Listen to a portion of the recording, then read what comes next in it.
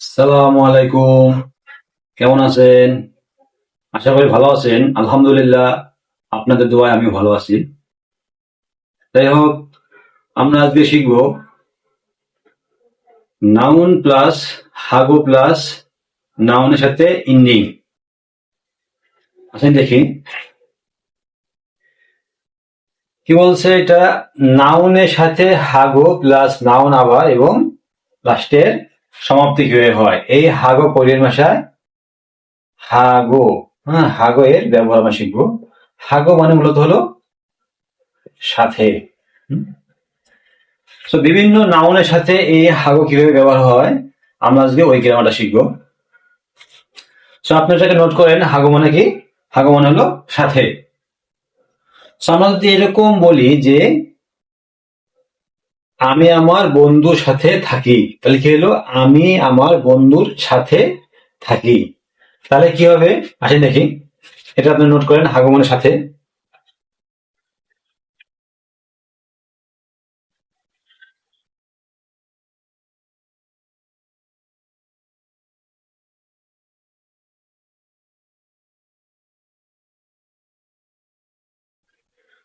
যদি বলি যে আমি আমার বন্ধুর সাথে একত্রে থাকি, তাহলে কি হবে? থাকি বলতে এখানে মনে করেন যে আমি আর আমার একটা কলিগ আমরা একসঙ্গে থাকি আর কি, মানে বসবাস করি বা এক রুমে আমরা থাকি। সেই ক্ষেত্রে কি হবে? আমি আমার বন্ধুর সাথে একত্রে থাকি। তাহলে এর কোরিয়ান ভাষা কি হবে?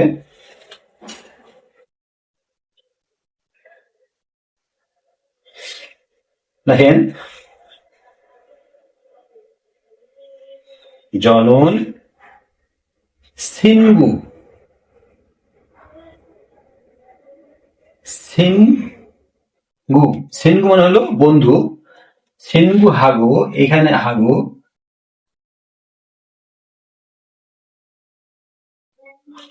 জনন সিনগু হাগো, আমি আমার বন্ধুর সাথে একত্রে খাচ্ছি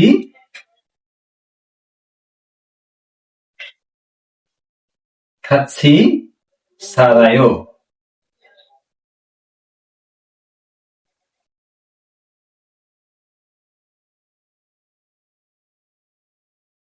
কিভাবে? জনন সেনগু হাগো খাচ্ছি সারায়ও। এখানে এই সেনগু মানে কি? সেনগু মানে হলো বন্ধু। হ্যাঁ, আর এই খাচ্ছি মানে হলো একত্রে। আমরা এটা আমাদের বাস্টিম রুলসে আমরা এখানে এইটা শিখছিলাম, খাচ্ছি মানে একত্রে। আর হাগো মানে কি? হাগো মানে হলো সাথে। তো কি বলছে? জনন সিনগু হাগো খাচ্ছি সারায়ও। এই সারায় মানে কি? সারায় মানে কি? বাস করা। হ্যাঁ, মানে এর মূলত এই শব্দটা এরকম হয় সালদা। হ্যাঁ, সালদা মানে কি? সালদা মানে হলো বাস করা। সেই সালদা থেকে কি আসছে? সারায়ও মানে বাস করে। সো জনুন সিনগু হাগো খাচ্ছি সারায়ও, আমি আমার বন্ধুর সাথে একত্রে বাস করি বা থাকি। সো আপনাদের মনে রাখতে হবে যে আপনার সামনে যদি এরকম বাক্য আসে, এই হাগর ব্যবহার এরকম এইভাবে আসে, তাহলে আপনারা বুঝবেন যে এটা noun plus Hago plus noun again. তাহলে আপনি বুঝবেন যে এটা সাথে বোঝানো হয়েছে। হ্যাঁ, কি বোঝানো হয়েছে? এটাকে সাথে বোঝানো হয়েছে। এটা আপনার সামনে বিভিন্ন ভাবে আসতে পারে, সেটা নিয়ে টেনশনের কোনো দরকার নেই। হ্যাঁ, এটা সহজ একটা জিনিস। সো আমাদের সামনে যদি হাগর ব্যবহার আসে, ইনশাল্লাহ আমরা পারবো। হাগো মানে কি? সাথে। সো আমাদের সাথে এই আমরা যদি আমাদের এই ধরনের বাক্যটা আসে, তাহলে আমরা বুঝবো কি এই হাগো মানে সাথে। আমাদের আপনার কি বলে গ্রামারের ক্লাস, এককের ক্লাস, অব্যয়ের ক্লাস, এটা প্রচুর পরিমাণে মনে করেন কোরিয়ান ভাষায় গ্রামার অনেক বেশি। হুম, প্রচুর পরিমাণে ওরা গ্রামার ইউজ করে, আপনার একক ইউজ করে। হ্যাঁ, তারপর অব্যয় ইউজ করে। ওদের ভাষার মূল পার্টটাই হলো আপনার এটা গ্রামার। গ্রামার যদি আপনার ঠিকমতো না ধরতে পারেন, তাহলে এই ভাষা আপনারা মনে করেন যে একেবারে অনেক ওয়ার্ড মিনিং আপনাদের জানতে হবে, তারপরে আপনাদের এইগুলো না জানলে আপনারা ভুল করে আসবেন। এই জন্য আমাদের এই ক্লাসগুলো ভালোভাবে করতে হবে। সো আশা করি আপনারা বুঝতে পারছেন। আমরা এখন দেখব উ, এই উ উ উ এর ব্যবহার। হ্যাঁ, আপনি এটাকে নোট করেন।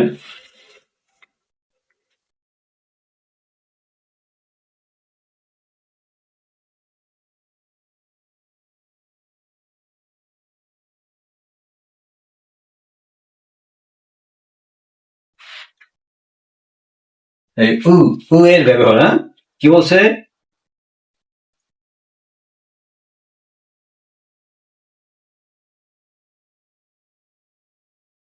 শব্দমূলের শেষে যদি উ উ থাকে এবং তারপর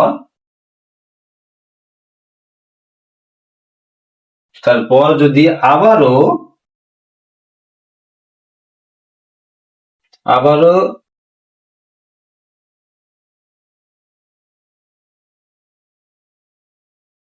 স্বরবর্ণ থাকে, তাহলে উটা উজ্জ থাকে। কি বলছে? শব্দমূলের শেষে যদি উ থাকে এবং তারপরে যদি আবার স্বরবর্ণ থাকে, তাহলে উ এর ব্যবহার উজ্জ থাকে, এটা উচ্চারণ হয় না। আপনারা এটাকে লেখেন, এটা খুব ভালো একটা পয়েন্ট, আপনাদের খুব ভালো করে মনে রাখতে হবে। এটাকে আপনার মুখস্থ করে রাখবেন যে শব্দমূলের শেষে যদি উ থাকে এবং তারপরে যদি আবার স্বরবর্ণ থাকে, তাহলে এর ব্যবহার হয় না। যেমন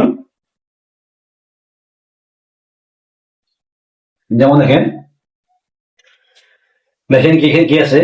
শব্দমূলের শেষে যদি উ থাকে এবং তারপরে যদি আবার স্বরবর্ণ থাকে, তাহলে এই উটা উজ্জ থাকে, এর ব্যবহার হয় না। তখন এই উটার ব্যবহার কি হয়ে যায়?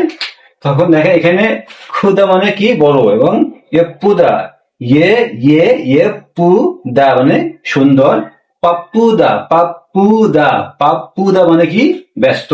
তখন সেক্ষেত্রে এই ক্ষুদার ব্যবহার হয়ে যায়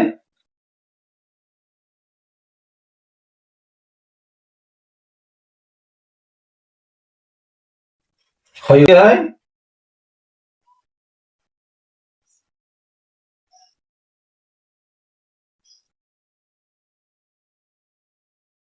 পয়, এবং পাপ্পুদা কি হয়ে যায়? হ্যাঁ, ফা ফা পয়। হ্যাঁ, ফা পয়। সো যখন আমরা দেখবো যে শব্দমূলের শেষে কি আছে? উ আছে। এই যে উ, হ্যাঁ, শব্দমূলের শেষে কি আছে? উ আছে এবং তারপরে কি আছে? স্বরবর্ণ আছে, তাহলে এই উটা উজ্জ থাকে। ওটা উজ্জ থাকে হয়ে এরকম একটা রূপ উচ্চারণ হয়। দেখে এলো ক্ষুদার উচ্চারণ হবে কি? ক্ষয়। এই ক্ষয় মানে কি? বড়। এই ক্ষয় মানেও বড়। হ্যাঁ, এপ্পুদা মানে সুন্দর, এপ্পয় এই প মানে কি? এটা মানেও সুন্দর। হ্যাঁ, ফাপ্পুদা ফাপ্পুদা মানে কি? ব্যস্ত। এই ফাপ্পয় মানে কি? ব্যস্ত। সো আবার খুব ভালো করে বোঝেন।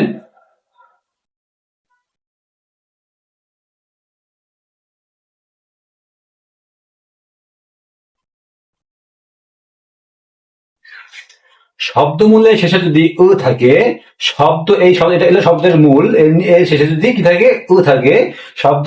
শব্দমূলের শেষে যদি উ থাকে, তাহলে এই, এবং তারপরে যদি আবার কি? স্বরবর্ণ থাকে। এইটা আপনাদের মাথায় একটা কনফিউশন আপনারা পড়তে পারেন যে শব্দমূলের শেষে এই আছে, তারপর তো স্বরবর্ণ তো দা আছে, কিন্তু আমাদের দা কিন্তু ব্যবহার হয় না। সেই ক্ষেত্রে এখানে দা যদি ব্যবহার না হয়, সেক্ষেত্রে এখানে কি থাকে? ইও থাকে। সো শব্দগুলোর শেষে যদি উ থাকে এবং তারপরের সংখ্যা যদি স্বরবর্ণ থাকে, তাহলে এই উটা উজ্জ হয়ে এই অতে পরিণত হয়। হ্যাঁ, তাহলে কি হলো? ক্ষুদা। ক্ষুদা মনে করেন দা থাকবে না, সেক্ষেত্রে এই এই উটা কিতে পরিণত হবে? অতে পরিণত হবে। তাহলে কি হলো? খ ইউ, হ্যাঁ, ক্ষয়। হ্যাঁ, এপুদা, এপুদা, এখানে দা, দা মনে করেন যে আর থাকবে না, ব্যবহার করার সময় দা থাকবে না। তাহলে কি হলো? শব্দমূল, এটা শব্দমূল, শব্দমূলের শেষে কি আছে? উ আছে। শব্দমূলের শেষে যদি উ থাকে, এরপরে যদি আবার স্বরবর্ণ থাকে, যেমন এই স্বরবর্ণ থাকবে, দা যেহেতু থাকবে না সেহেতু এই স্বরবর্ণ থাকবে, তাহলে এই উটার ব্যবহার হবে না। তাহলে কি ব্যবহার হবে? অ ব্যবহার হবে। তাহলে কি হলো? ইয়প্প, ইয়প্প ও, ইয়প্প ও, হ্যাঁ। সেম ভাবে এটাও পাপ্পু দা, এই দা আমাদের ব্যবহার করার সময় থাকবে না। সো এইটা হলো শব্দমূল। এই সাংবিয়, এই সাংবিক হলো শব্দমূল, এবং তার নিচে কি আছে? স্বরবর্ণ, মানে উ আছে। সো এই উর পরের সংখ্যা কি হবে? ইও হবে। সো যদি ইও হয়, এই উটাকে অতে পরিণত করতে হবে। সো এখানে কি আছে? শব্দমূলের শেষে যদি ও থাকে এবং তারপর যদি আবারও স্বরবর্ণ থাকে, মানে এই সংখ্যার পরে তো এইটা যদি না থাকে তাহলে এই ইও হয়, স্বরবর্ণ থাকে, তাহলে এই উটা উজ্জ হয়ে অতে রূপান্তরিত হয়। এইটা আপনারা খুব ভালো করে মনে রাখবেন প্লিজ। হ্যাঁ, এটা অনেক ইম্পর্টেন্ট একটা গ্রামার। আপনাদের সামনে দেখবেন যে এই ব্যবহারটা, এর ব্যবহারটা মানে সীমাহীন, এর কোনো মানে প্রচুর পরিমাণে মানে এর ব্যবহার। আপনার দেখবেন যে আমি পড়লাম একভাবে, সামনে আসতে আর একভাবে, বুঝবেন না। এজন্য আপনারা যদি এখন এটাকে ভালো করে বুঝতে পারেন, যদি মনে রাখতে পারেন, তাহলে আপনাদের সামনে ইনশাল্লাহ কোনো সমস্যা হবে না আশা করি। সো আপনারা আবার দেখেন, শব্দমূল, এটা হলো শব্দমূল। শব্দমূলের শেষে যদি উ থাকে এবং তার পরের সংখ্যা যদি কি হয়? স্বরবর্ণ থাকে, তাহলে এই উর ব্যবহার হবে না, এটা উজ্জ হয়ে অতে পরিণত হবে। তাহলে কি এখানে? ক্ষুদা, ক্ষুদার দা থাকবে না, দা না থাকলে কি হবে? অয় হবে। সো এই উটাকে অতে রূপান্তরিত করতে হবে। ক্ষুদা কি হবে? ক্ষয়। পুদা কি হবে? এইটা আমরা মাত্র 3টা উদাহরণ দিলাম, আপনাদের সামনে এরকম অগণিত সেন্টেন্স আসবে। সো আপনাদের ঘাবড়ানোর কোনো দরকার নেই। আপনারা এইভাবেই যতগুলো সেন্টেন্স আপনাদের সামনে এইভাবে আসবে, আপনারা সেম ভাবে এইভাবে আপনারা লিখবেন এবং পড়বেন, কোনো সমস্যা হবে না ইনশাল্লাহ। সো আশা করি আপনারা বুঝতে পারছেন। তারপরেও যদি আপনাদের বুঝতে কষ্ট হয়, না বুঝে থাকেন, অবশ্যই আমাকে কমেন্টে জানাবেন। আমি কমেন্টে আপনাদের উত্তর দেওয়ার চেষ্টা করবো। সো আজকের ক্লাস এখানে সমাপ্তি। ভালো থাকবেন। আসসালামু আলাইকুম।